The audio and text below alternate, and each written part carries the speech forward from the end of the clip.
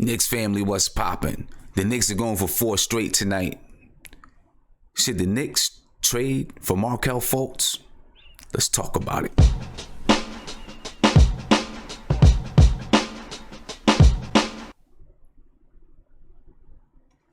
Let's get it right out the way, Knicks fans, because I know that's a question. It's a question of the day. It's been out there for a couple of days, actually, or a day or two. There are rumors that Markelle Fultz does not want to go back to the Philadelphia 76ers, and that the 76ers don't want him back. So, of course, his team puts the Knicks down as one of the teams that he'd like to go to. Obviously, the Knicks are going to be one of the teams. They're always one of the teams. For any person that wants to get traded, wants to leave their team, whatever it is, the Knicks are mentioned. My question to you, is it something that you want to consider? Markelle Fultz. He's 6'4", 200 pounds, 20 years old, drafted, same draft, number 1 overall, same draft as Frank Ntilikina. He shoots 41.9% from the field right now, 28.6% from 3, 8 points per game, 3.7 rebounds, 3.1 assists per game. So far, listen, Markelle Fultz was supposed to be a franchise-changing point guard. And so far, he has not lived up to expectations. We've heard all the stories about his shot and confidence and, is what's going on with his game mental? Whatever it is, Markelle Fultz is a prospect that definitely has not lived up to expectations, at least thus far in his career. So the question, should the Knicks trade for Markelle Fultz? And if so, what? I want you to tell me. I want you to put it in the chat. I'm not sure what. This is my thought process on it. If the Knicks have to give up one of their young players to get Markelle Fultz, then I'm not sure. Listen, I don't know what the issues are with Markelle Fultz. It's like you have a used car and you're going to trade it for another used car. Now, you know what's going on with your used car, but because maybe you think that one looks a little bit prettier, you want to trade your used car for that used car, but you don't know what's happening with that used car. You just might get a lemon back. I don't know. So I don't want to give up. I hope everybody understood my analogy. Maybe not, might have confused you. But I don't want to give up one of our young players, one of the guys we consider to be a building block for someone who has issues. And I'm not saying that they're mental issues. Maybe he has none at all. Maybe it's just he didn't bond correctly with Philadelphia. But we don't know. So I don't want to trade a known for the unknown, at least as it pertains to our youth. Now,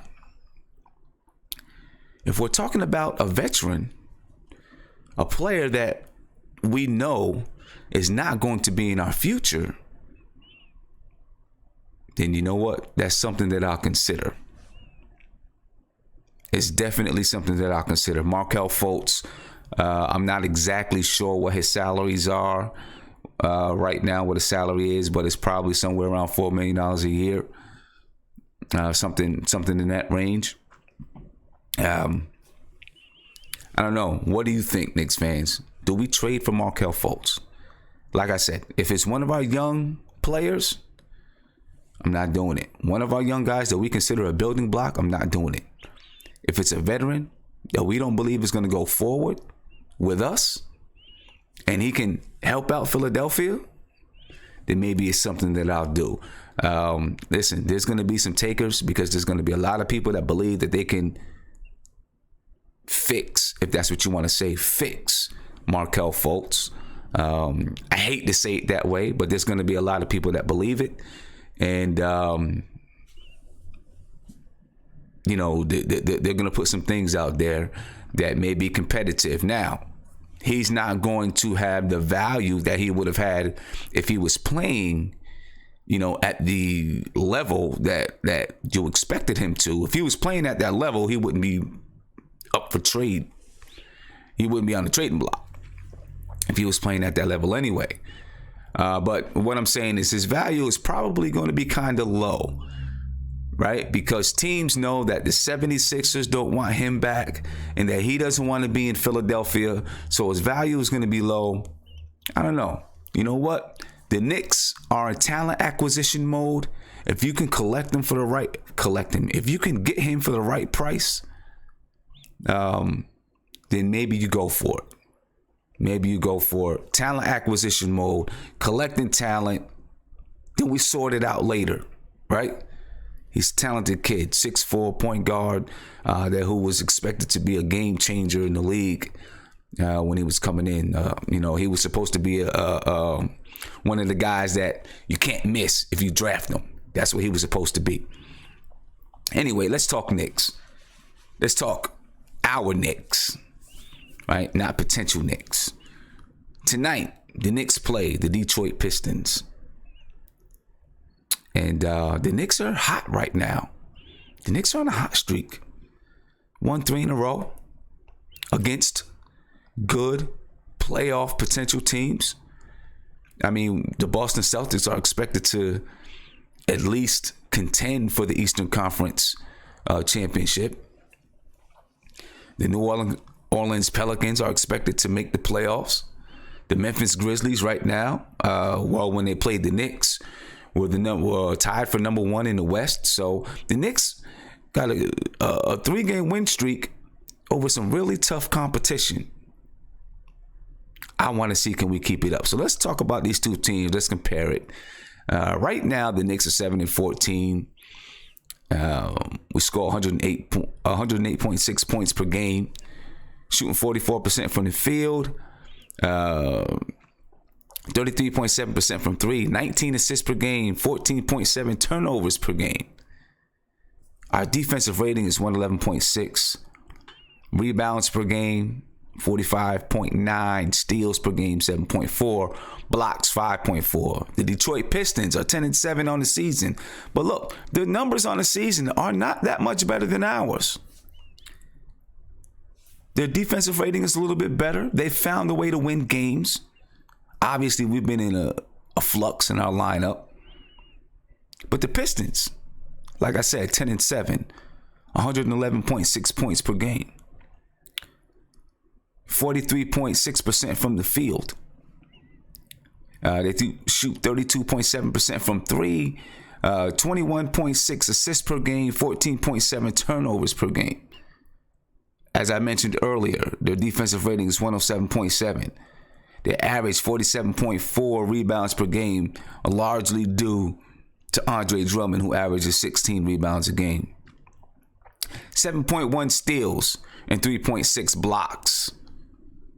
The Knicks versus the Detroit Pistons, ladies and gentlemen. But you know what? This isn't exactly the story of the game. Because in the last 3 games, let's compare.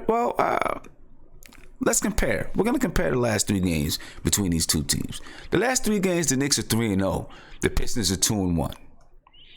The Knicks are averaging 111.3 points per game the last 3 games. Detroit Pistons, 119.3.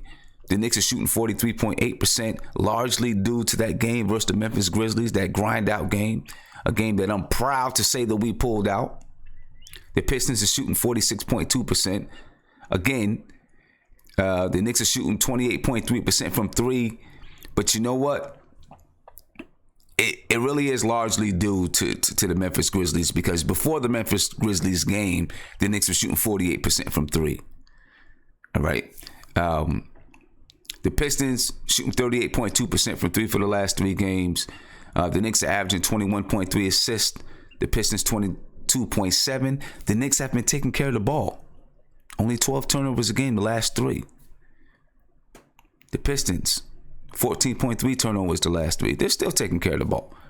Now, the Knicks defensive rating, They're actually top 10 in the league over the last 3 games, 105.3. Largely due to the Memphis Grizzlies game where they held the Memphis Grizzlies to below 100 points.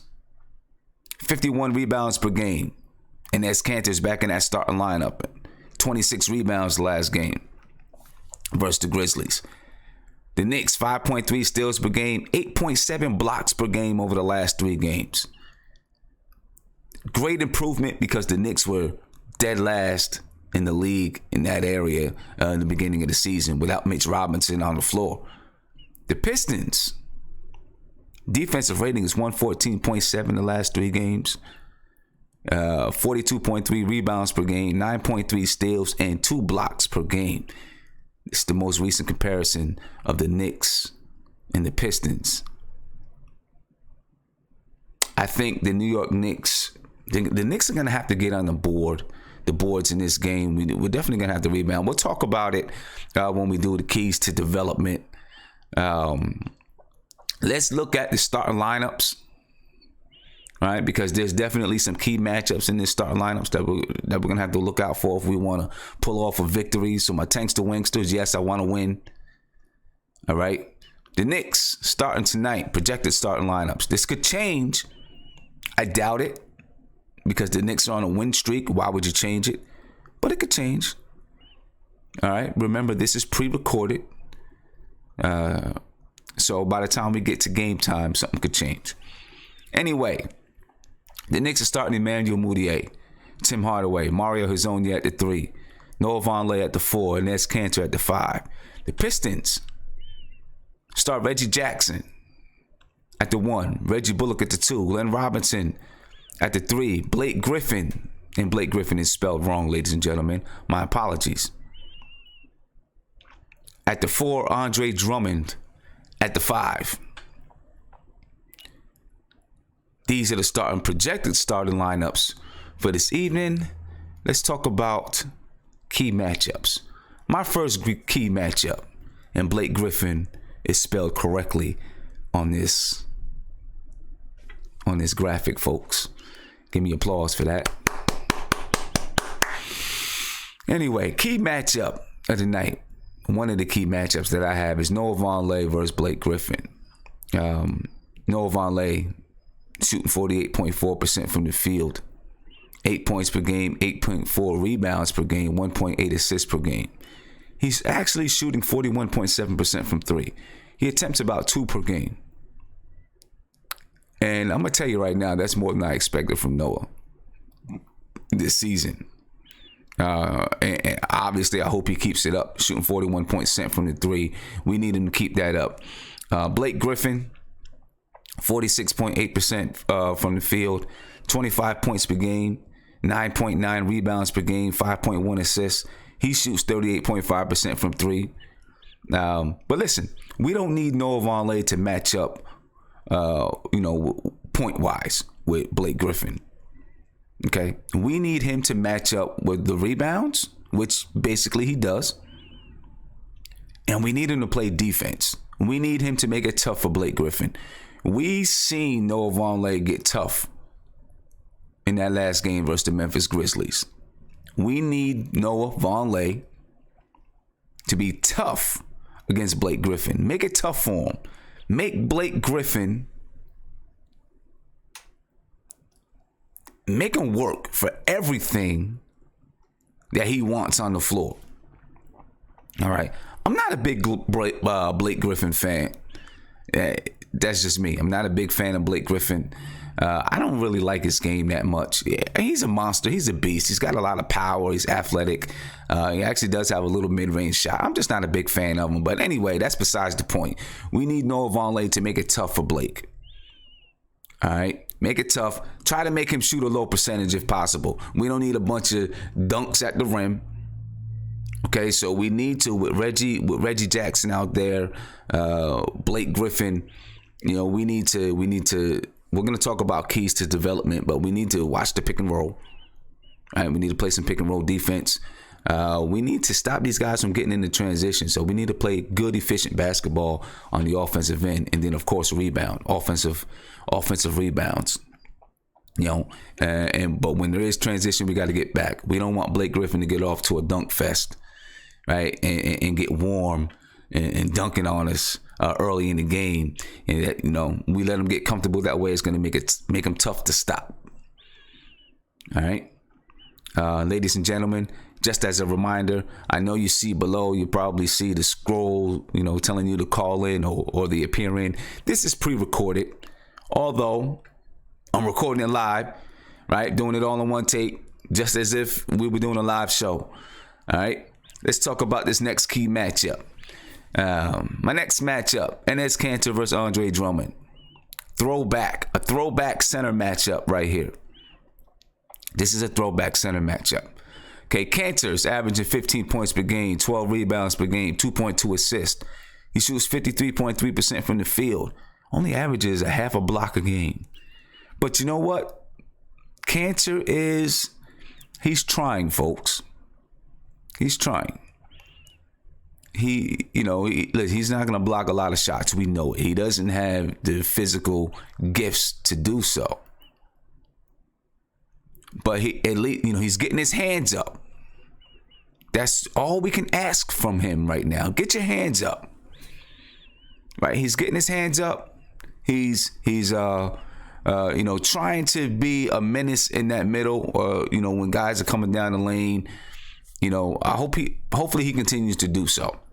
He looks comfortable in his lineup, though. Andre Drummond also shoots 53% from the field, averaging 20 points per game, 16.1 rebounds per game, 1.5 assists per game. All right. Andre Drummond, 1.7 blocks per game, almost 2 blocks per game. As a matter of fact, over the last 3 games, he's probably getting all of the Pistons' blocks per game.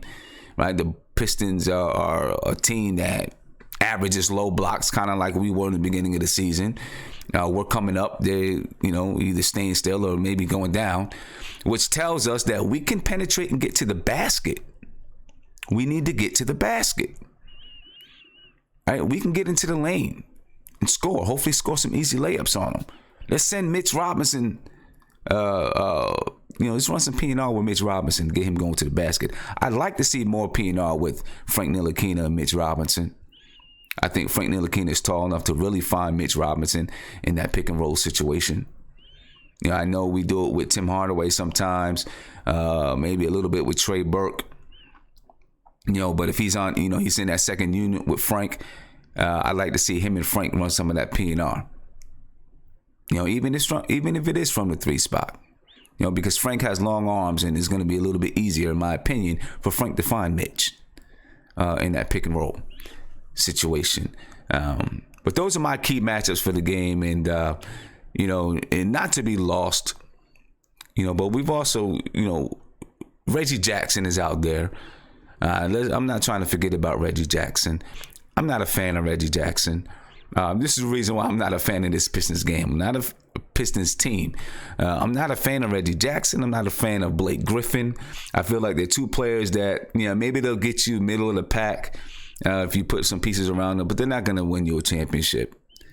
I don't even think they turn you into a contender. Maybe you have a year or 2 where you, look like you're maybe an Eastern Conference contender, but I don't think they're going to do much with those 2 guys as the leaders of the team. That's just my opinion.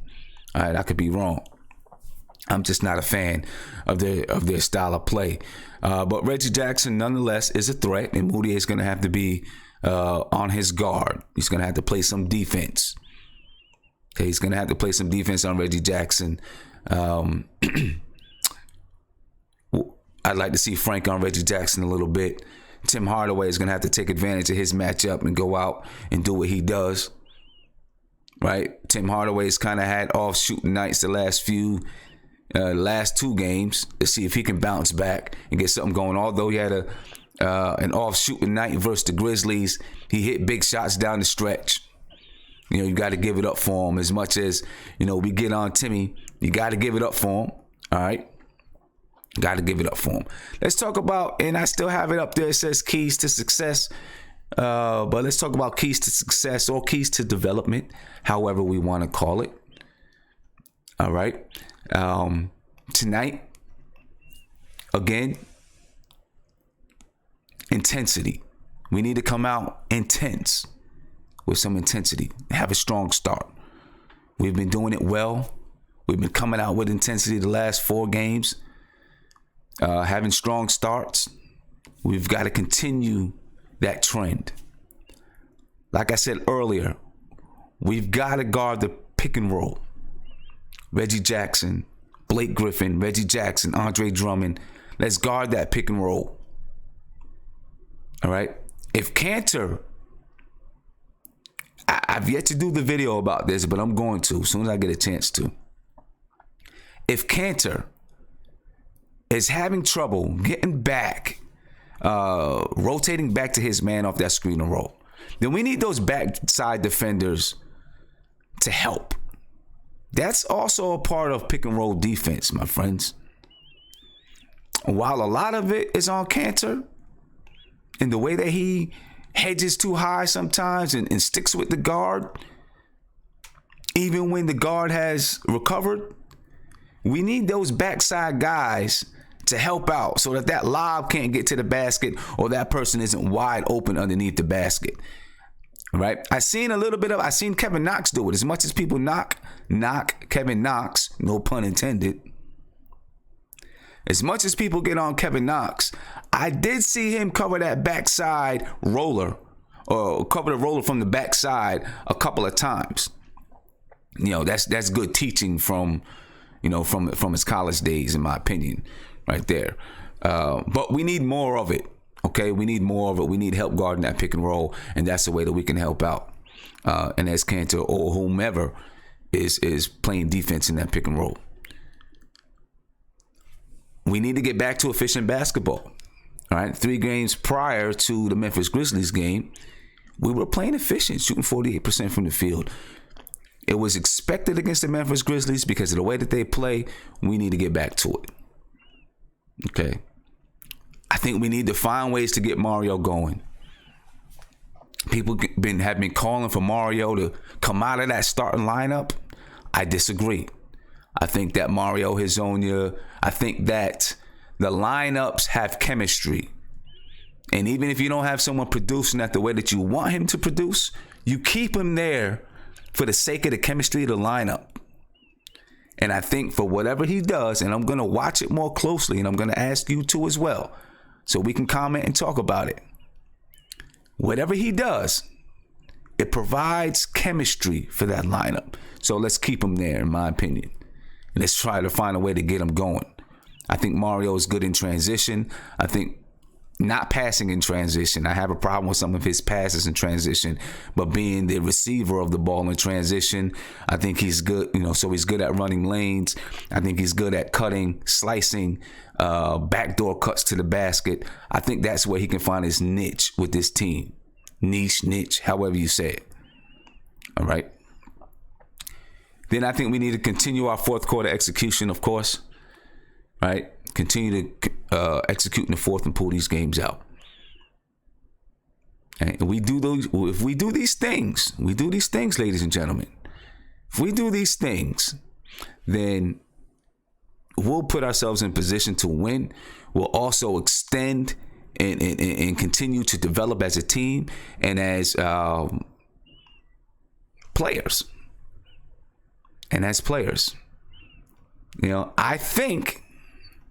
I really do think this is a team that we can beat. While they are 10-7, they have a little bit more experience than us. A coach that has a little bit more experience than us. Actually, I might be wrong about it. I'm not even sure who's their coach now. I was thinking of Van Gundy. Maybe he's not even out. I'm not even sure. I didn't even look at it. So maybe they don't. So scratch that I even said that. But they have players that have more experience than us. So they know a little bit better how to get things done, which is probably why they're 10-7. I'm not sure how much of a better team they really are than us. I don't expect them to be that good. I expect them to fight for an 8th seed this year.